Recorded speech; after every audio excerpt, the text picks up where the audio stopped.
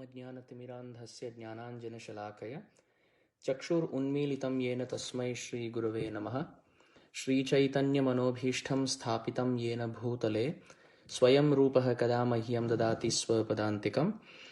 वन्देऽहं श्रीगुरोः श्रीयुतपदकमलं श्रीगुरून् वैष्णवांश्च। श्रीरूपं साग्रजातं सहगणरघुनाथान्वितं तं सजीवं साद्वैतं सावधूतं परिजनसहितं कृष्णचैतन्यदेवं श्रीराधाकृष्णपादान् सहगणललिता श्रीविशाखान्वितांश्च। हे कृष्णकरुणासिन्धो दीनबन्धो जगत्पते गोपेश गोपिकाकान्त राधाकान्त नमोऽस्तुते। तप्तकाञ्चन गौराङ्गी राधे वृन्दावनेश्वरी वृषभानुसुते देवी प्रणमामि हरिप्रिये। वाञ्छाकल्पतरुभ्यश्च कृपासिन्धुभ्य एव च पतितानां पावनेभ्यो वैष्णवेभ्यो नमो नमः। नमो विष्णुपादाय कृष्णप्रेष्ठाय भूतले श्रीमते भक्तिवेदान्तस्वामिनिति नामिने। नमस्ते सरस्वते देवे गौरवाणी प्रचारिणे निर्विशेषशून्यवादी पाश्चात्यदेशतारिणे। जय श्री कृष्ण चैतन्य प्रभु नित्यानंद श्री अद्वैत गदाधर श्रीवासादि गौरभक्तवृंद। हरे कृष्ण कृष्ण कृष्ण हरे हरे, हरे राम राम राम हरे हरे। हरे कृष्ण कृष्ण कृष्ण हरे हरे, हरे राम राम राम हरे हरे। हरे कृष्ण कृष्ण कृष्ण हरे हरे, हरे राम राम राम हरे हरे। गुरवे गौरचंद्राय राधिकायै तदालये कृष्णाय कृष्णभक्ताय तद्भक्ताय नमो नमः। मूकं करोति वाचालं पंगुं लङ्घयते गिरिं यत्कृपातमहं वन्दे श्रीगुरुं दीनतारिणं परमानन्दमाधवं Krishna Chaitanya ईश्वरम्। Hare Krishna, dear devotees. Thank you for kindly joining in for our continuing session on the Gajendra Moksha, Gajendra Stuti Lila Katha. We've had more than 30 sessions till now discussing different details about the pastime, the location of the pastime, the mood of the pastime, and also nice philosophical and devotional points made by Gajendra. So we have finished up to text 25. So today we will start with text 26. Srimad Bhagavatam, Canto 8, Chapter 3, text 26. Soham Vishwasrajam Vishwam Avishwam Vishwavedhasam Vishwatmanam Ajam Brahma Pranatosmi Param Padam. Translation and purport by His Divine Grace A.C. Bhaktivedanta Swami Srila Prabhupada. Translation: Now fully desiring release from material life, I offer my respectful obeisances unto that Supreme Person who is the creator of the universe, who is himself the form of the universe, and who is nonetheless transcendental to this cosmic manifestation. He is the supreme knower of everything in this world, of the universe. He is the unborn, supremely situated Lord. I offer my respectful obeisances unto him. Purport by Srila Prabhupada. Sometimes when Bhakti Yoga, Krishna consciousness, is preached to the common man, people argue, where is Krishna? Where is God? Can you show him to us? In this verse, the answer is given that if we are sufficiently intelligent, we must know that there is someone who has created the entire cosmic manifestation, who has supplied and has become the ingredients of this cosmic manifestation, who is eternally existing, but who is not within the cosmic manifestation. Simply on the basis of this suggestion, one can offer respectful obeisances unto the Supreme Lord. This is the beginning of devotional life. So this morning, I was very happily hearing and studying and reading a very beautiful section of the Ramayana, where many instructive lessons were provided by the Acharyas. So I would like to start by sharing with our family here who are attending this virtual discussion some very beautiful points from that reading this morning. And then we will see how Gajendra's situation is very similar to what we are discussing. So the situation that I was reading was from the Kishkinda Kand of the Ramayana. I would not go back in discussing the details, but we will just start off with the situation. The situation was such that the monkeys were all lining up to, the monkey soldiers were all lining up to have the darshan of Sri Ram. And there were thousands and thousands of monkeys. And they were all very, very eager to go and offer obeisances and have darshan of Hanuman, of Sri Ram first. However, Hanuman was standing at the back. He was not rushing and fighting with other monkeys to have darshan. And it so happened that the monkeys who were rushing to see Sri Ram ahead, they were getting less time because they were all going ahead and offering obeisances and turning out and then leaving because there were other monkeys behind. But Hanuman, on the other hand, who was standing behind, he went last, and because he went last, there was no one else after him. So when he offered obeisances, the Supreme Lord Sri Ram placed his hand on the head of Hanuman, spent a lot of time with him, and lovingly empowered him in this search for Mother Sita, and also gave his own dear ring to be given to Mother Sita. So the first lesson that we can learn from that is that when we are very eager to have darshan of Sri Guru, because sometimes it happens that our Gurudev comes and we are fighting and pounding each other to go first. Even sometimes when on festive occasions, when the darshan opens up, whether it's Mangalarati or whether it's the midnight darshan for Krishna Janmashtami. So oftentimes we fight with, even being devotees, we sometimes just, in a very devotional, competitive way, we fight to go ahead. So that oftentimes is seen. But here we see the monkeys who are fighting to go ahead, they got very little time with Sri Ram. They offered obeisances, Sri Ram glanced at them and they left because there were so many coming from behind. But because Hanuman stood at the end of the line, he got maximum time with Sri Ram. He got personal time with Sri Ram because there was no one after him. And not just that, Sri Ram empowered him and gave him his personal ring to be given to Mother Sita. So the first lesson for us is when we are fighting with devotees to go ahead, we want to go ahead and we want to leave everyone behind, that's when we get very little time with the Supreme Lord.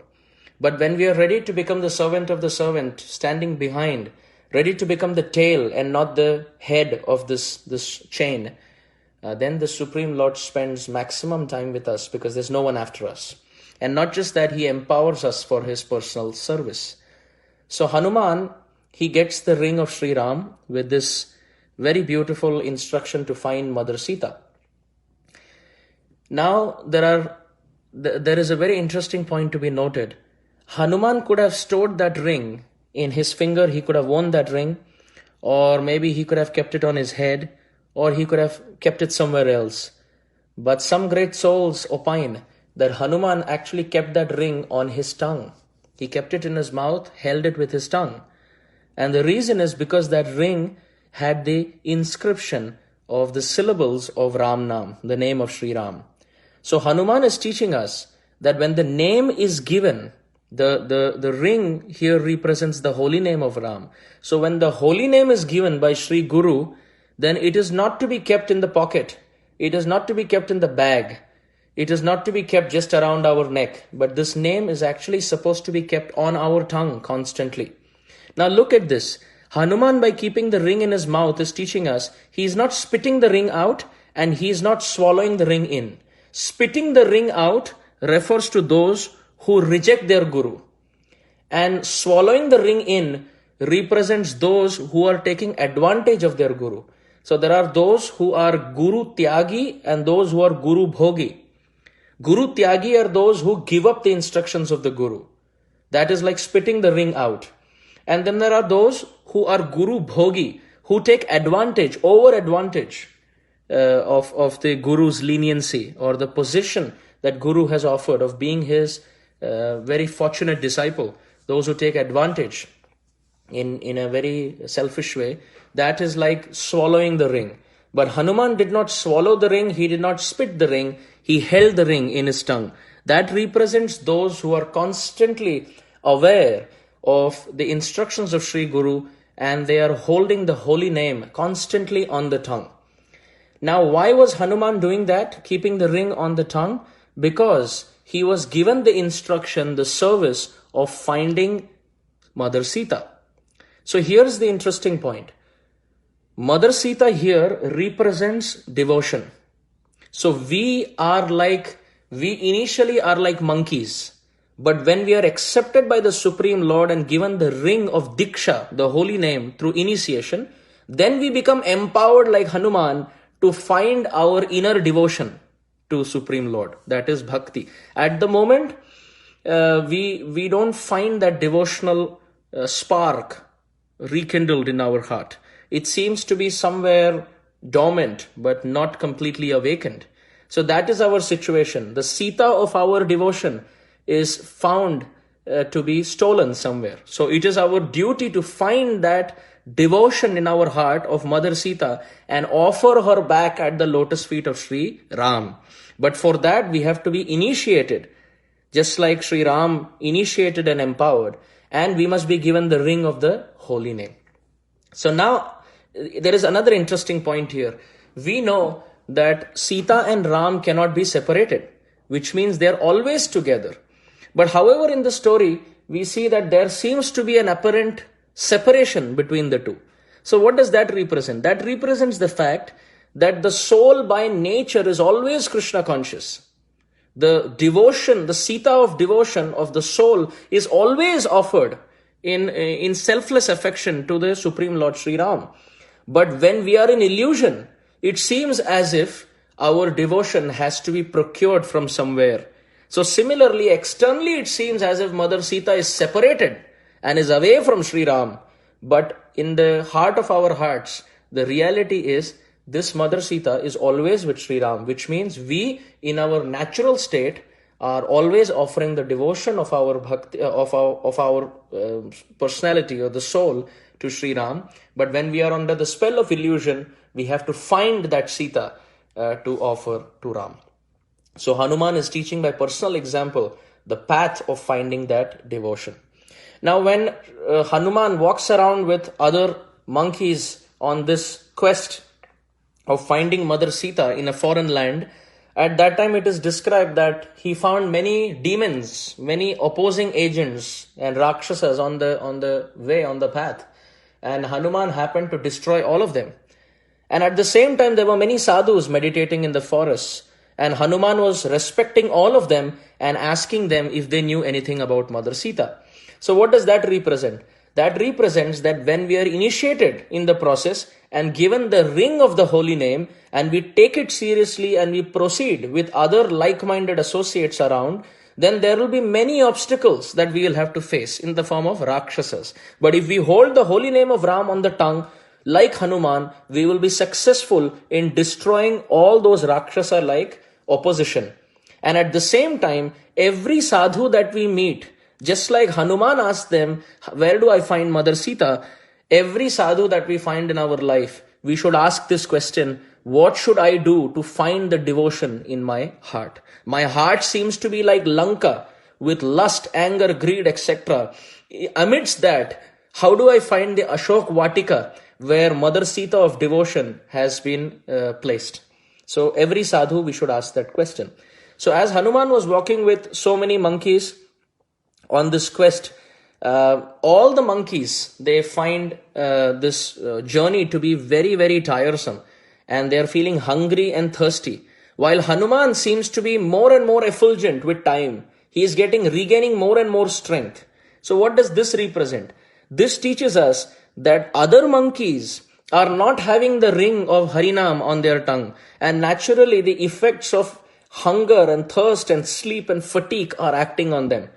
So those who are not completely absorbed in the process of hearing and chanting and remembering Sri Ram, the bodily necessities will take over. But when we keep the holy name of Ram constantly on our tongue and constant focus on finding Mother Sita, Hanuman was not distracted. So when we are constantly thinking how to make spiritual advancement and we are constantly keeping the holy name of Ram on our tongue, then we can transcend the needs of the body like hunger and thirst and sleep like Hanuman. So all of the monkeys who are hungry and thirsty, they come to the lotus feet of Hanuman and they say that we are really thirsty, we will die without water, please help us. So Hanuman climbs a mountain and from a distance he sees a very mysterious cave. And in that cave he sees three kinds of birds. He sees the swan, he sees the crane, and he sees a bird called as the Chakravaka. I don't know what the English translation of the Chakravaka is.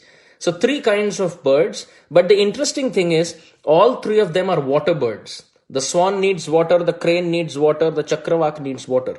So when Hanuman climbs up a mountain and sees from a distance, he sees a mysterious cave with these birds around. He realizes that these birds need water to survive. So if these birds are found there, which means there must be some water there also.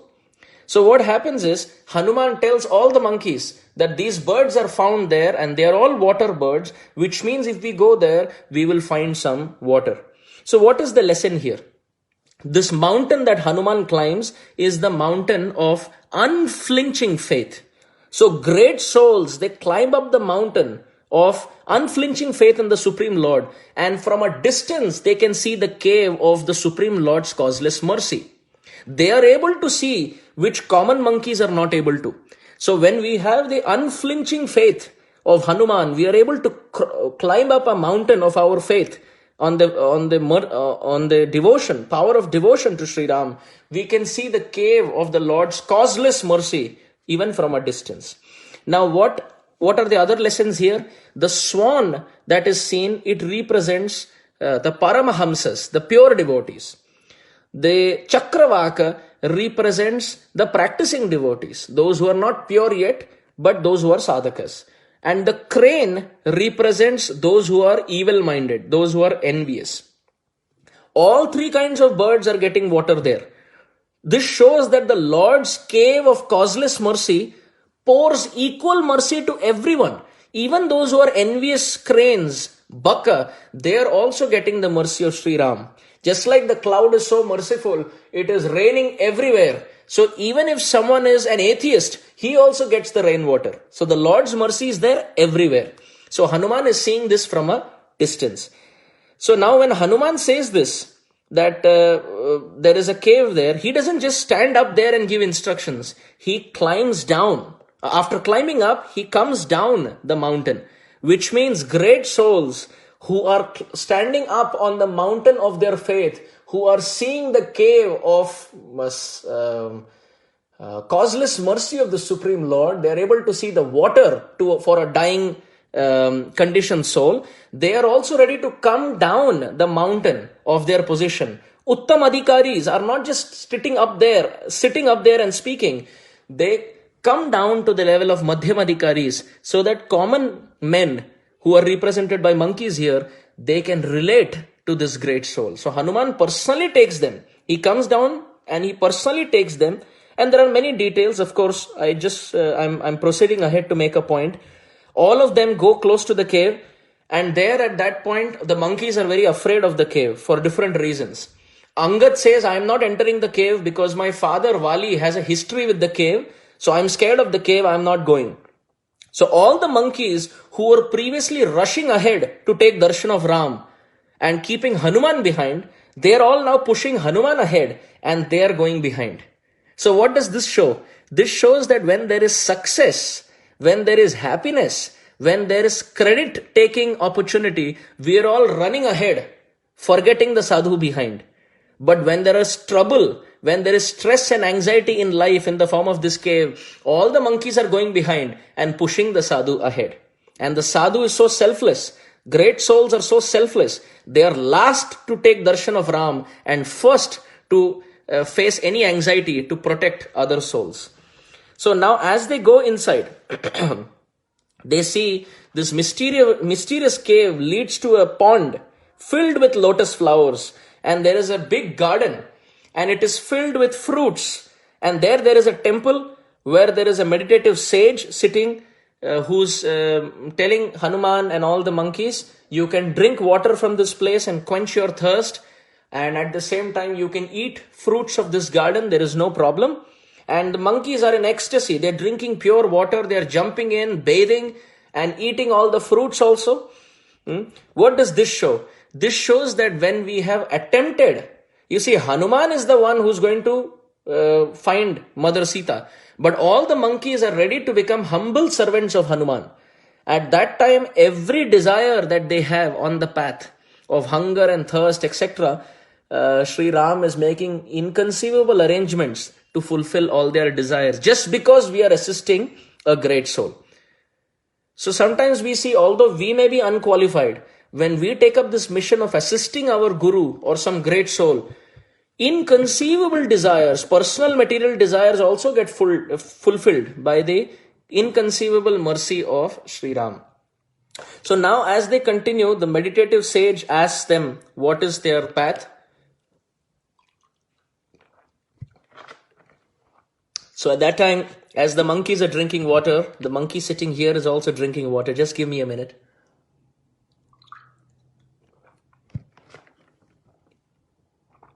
Yes, the monkey is happy. So the monkey drinks water, and they all eat the fruits. And at that time, this meditative sage sitting in the temple asks their the journey. He asks more about what is the purpose, where are they traveling, what are they trying to find, etc. So they express their heart that they're trying to find Mother Sita. So she blesses and says that you don't worry, you just close your eyes and leave this place, and mysteriously you will find more and more clues on your path. Now it so happens that as they close their eyes, some monkeys don't, while some do, and Hanuman closes his eyes completely. So here is another interesting commentary or purport given by the great souls, that closing one's eyes represents meditation on the feet of the Supreme Lord, lotus feet of the Supreme Lord, in gratitude. So now the Supreme Lord has fulfilled their material desires by the inconceivable cave of His causeless mercy. Now, after drinking that pure water and eating those fruits, if we forget Sri Ram, then there is no gratitude. So therefore, the sage here has mentioned, close your eyes and meditate in gratitude. So those who meditate, they find that by meditation, they are finding so much inner empowerment, and they tell everyone to meditate. And inconceivably, as all the monkeys close their eyes, when they open and they leave the place, as they open their eyes, they find themselves on the ocean shore, across which now Hanuman will jump to find Mother Sita in Lanka. So they are on the ocean shore. Now here also the Acharyas explain that those who have close their eyes for some time, they find themselves in the on the ocean shore. Now, what does this ocean represent? I am seeing here a message saying low network connection. Is my voice going through? Can devotees kindly send a message on the chat window to say if the voice is going through, if you're able to hear me? Is there is the voice going through? Can some devotees kindly share their thoughts? Krishna.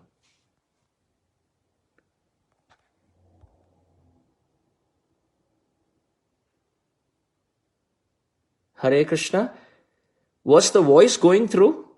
Can someone message on the chat window? I thought there was a message called low network connection. Were the devotees able to hear?